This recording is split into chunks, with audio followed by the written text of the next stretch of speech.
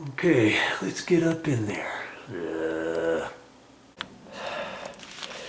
Okay, I ended up bringing all my paddle bits up here because I'm not sure how sharp they are. I was going to use a 3/4 inch one. And if that's not sharp enough, I may have to use a different one. But remember, this is the type that pulls out. This is like a ratcheted one, and there's no threads on there, so the end of anything you put in there has to have that end. I'm going to pull on it, make sure it's tight, and that's going to be ready. And make sure I keep all my other stuff over somewhere where I can keep track of it, because I don't want it to fall around into anywhere. Like I said, this insulation will hide things in a hurry. Okay, so I've got that set up, and then I brought some blades here with me for my Sawzall. I've got all kinds of different blades here, and the one I've got in here, this is pretty slick too. In the old days, it used to be where you'd have to put this in, tighten it up with an Allen wrench. Now you just pull this out like that and pop it out, and you can flip it either direction. And on this particular one, I'm going to leave it on that. And even has a safety switch. You have to push that in order to turn it on. Then once you turn it on, you can let go of that button. And you can do it either side, whichever is convenient for you. Once you get it on, you can take your finger off that button if you want, or not. And this is a metal cutting blade, and I thought I would use that. This plywood's only 7/16, less than ½ an inch, and it's going to start chattering a lot if I use a regular wood blade. See, if I use a wood blade like this, see, I could do that if I want. And I've got different ones here. This one's for a little bit finer wood, but a little bit more than a fine metal cutting blade. Here's a metal cutting blade just for metal. Okay, and my blade kind of looks like that, but you can use that to cut through thinner plywood. You wouldn't want to do it if you're cutting through a 2x4 or something like that. Okay, so I'm gonna try to use the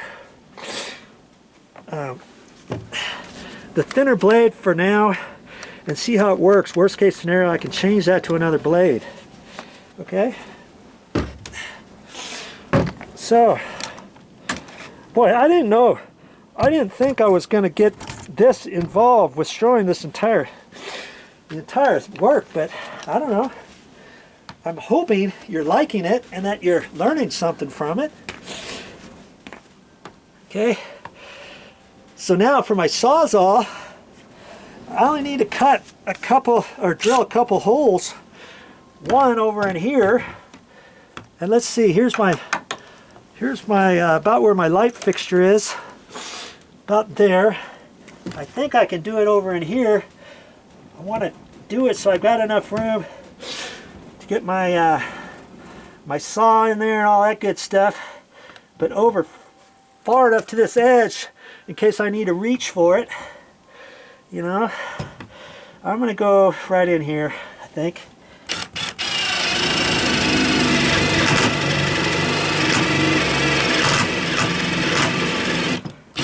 And see, this blade, this bit is dull.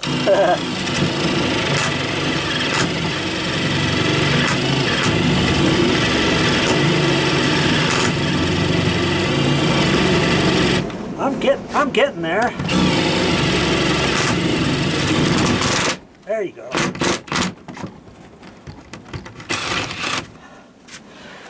Now I can put my Sawzall in there, cut this way, cut that way.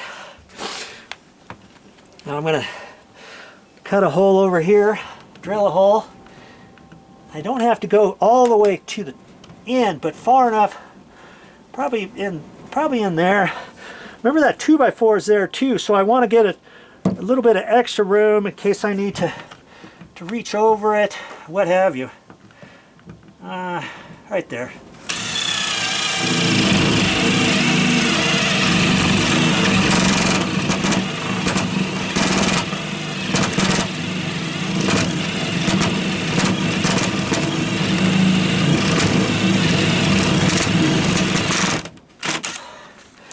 Now if you have a drill, an electric drill without this kind of chuck, and you have to tighten it up with your little key, make sure you get it tight, and then when you think you have it tight, flip it around and tighten it again and again.